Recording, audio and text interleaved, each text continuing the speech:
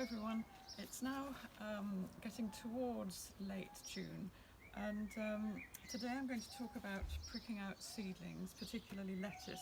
I know that this is an area seed sowing in general can cause difficulties for some people, but that's a shame because there's an awful lot you can do by raising your own plants from seed.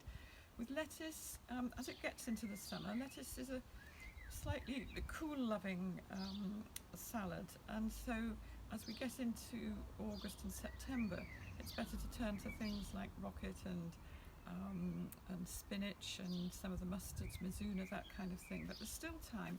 Here's some lettuce that I sowed just 7 days ago, and you can see it's well on its way. Not quite ready to be pricked out yet. This is 3 weeks old, and if anything, I've left this a little bit too late. So I'm going to show you two things. That was just some seeds sown very, very thinly, covered thinly with compost, SylvaGrow multi-purpose in this case. At this stage, I can either literally just split this whole section in two and just pot the whole thing on into a slightly bigger pot. If you're short of space and you don't have an allotment or a garden where you can have rows and rows of lettuce plants, this is a way very, very simply that now gives those plants room to fill out, cut and come again, several bowls of salad. This is bijou. It turns into a very lovely black-leaved, there's some here. I'll just show you what it turns into. This very lovely dark leaf, once it's mature, looks great in a salad. So that's one way of dealing with your little pot of seedlings. But if you want to grow on bigger individual plants, you can use very small pots. This is a tray. I bought some bedding plants in this, and it's a very useful tray for bringing on young seedlings. So I'm just loosely filling that.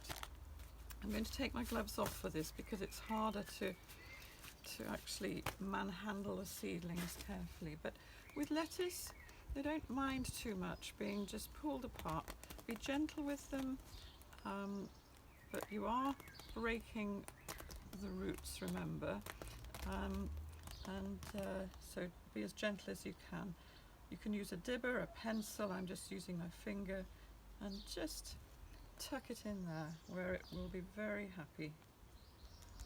And those roots will soon recover from the disruption and grow on. Just take the best of your seedlings. You'll always have more than you need probably, and just gradually work your way through the little selection here. Now lettuce don't mind this kind of root disturbance. Some things definitely do. You'd never do this with anything in the carrot family, for instance. They hate root disturbance, and that's why you would always direct sow something like a carrot. But tomatoes are very amenable to root disturbance. They'll soon recover. Generally, the rules for each seed are very clearly stated on the packet, and you'll see the ones that say you can prick them out rather than sowing them in situ. So you can see a lovely root system there, and these 3-week-old seedlings, and just gently popping them in like this. These will be ready to plant out in another couple of weeks or so. Generally, I find this is a good way to get better resistance to slugs the bigger the little plantlets are. When you, I'm not saying the slugs just won't still go for them, but with very small seedlings you can go back the next morning and the slugs have taken every single one, and that's a very disheartening process. There we are, a light watering. Now that's slightly vulnerable. The roots have been slightly damaged, so the thing to do now is not to put it in the hot sun. Give it a little bit of shade. Make sure they don't dry out, but don't smother them with water, don't waterlog them, and they will grow on very happily. You can plant them out also in a shaded area, as I say, at this time of year when the sun's getting really hot and baking. That's not the best conditions for the lettuce.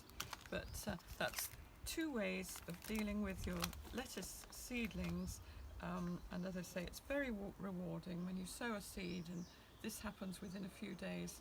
Very nice and a very enjoyable thing to do in the garden.